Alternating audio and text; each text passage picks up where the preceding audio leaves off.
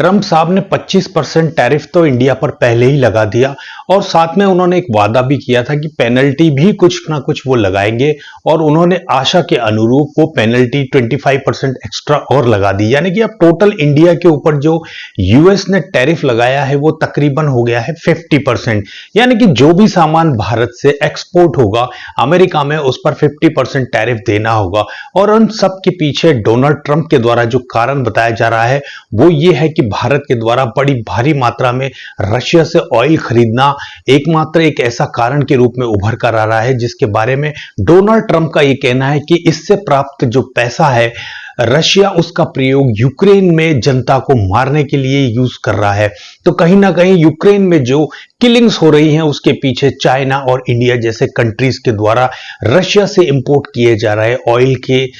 Revenue का बहुत बड़ा हाथ है। तो यहां पर अमेरिका ने इसी को रोकने के लिए इंडिया पर टैरिफ लगा दिए हैं। अब दूसरी तरफ अगर इसका दूसरा पहलू देखें तो यह भी संभव है कि डोनाल्ड ट्रंप ये चाहते हैं कि इंडिया कहीं ना कहीं रशिया को प्रेशराइज करे कि वो यूक्रेन के साथ एक सीज फायर वाली स्थिति में आ जाए और युद्ध को समाप्त कर दे, ताकि डोनाल्ड ट्रंप को दुनिया भर में एक शांति के दूत के रूप में सराहा जाए और एक नोबेल प्राइज शांति का मिलने की उनकी जो संभावनाएं हैं वो काफी हद तक बढ़ जाए। तो ऐसी कुछ जो व्यक्तिगत महत्वाकांक्षाएं हैं कहीं ना कहीं वो डोनाल्ड ट्रंप की जो फॉरेन पॉलिसी है उसको प्रभावित कर रही है। अब दूसरी बात यह की जाए कि भारत का इस बारे में क्या रुख है, तो जहां 25% टैरिफ इंडिया के ऊपर लगा था, भारत ने वहां तक शांति बरती और कोशिश ये की कि किसी न किसी तरीके से निगोशिएशन के माध्यम से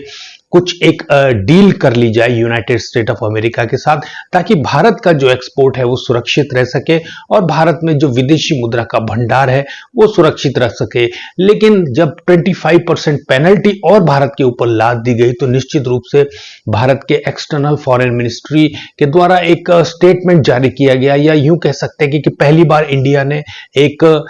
वॉइस जो है प्रोटेस्ट की यहां पर रेज की है। उन्होंने अमेरिका के द्वारा लगाए गए इस 25%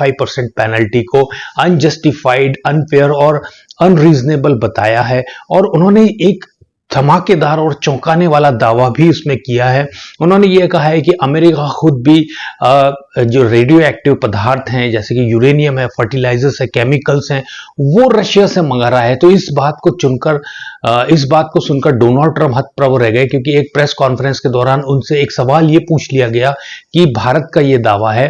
कि यूनाइटेड स्टेट ऑफ अमेरिका भी रशिया से कुछ चीजें इंपोर्ट कर रहा है, तो इस बारे में आपका क्या कहना है। तो डोनाल्ड ट्रंप साहब बिल्कुल हक्का बक्का रह गए और उन्होंने ये कह दिया कि आई डोंट नो। और ये यहां पर इस चीज को दर्शाता है कि कहीं ना कहीं अमेरिका भारत से कुछ अनफेयर डिस्काउंट्स की मांग कर रहा है। भारत के खास तौर से एग्रीकल्चर और डेयरी उद्योग को वो ओपन करना चाहता है ताकि उसके प्रोडक्ट यहां पर आसानी से बिक सके, क्योंकि भारत के लिए एक बड़ा मुश्किल है इस तरह के concession United state of America को देना, क्योंकि इससे हो सकता है हमारा जो देशी कृषि है, देशी हमारा जो डेयरी उद्योग है उसके लिए एक बहुत बड़ा खतरा पैदा हो सकता है। तो आने वाले समय में ये देखना होगा कि भारत किस तरीके से डोनाल्ड ट्रंप के 25% टैरिफ प्लस 25%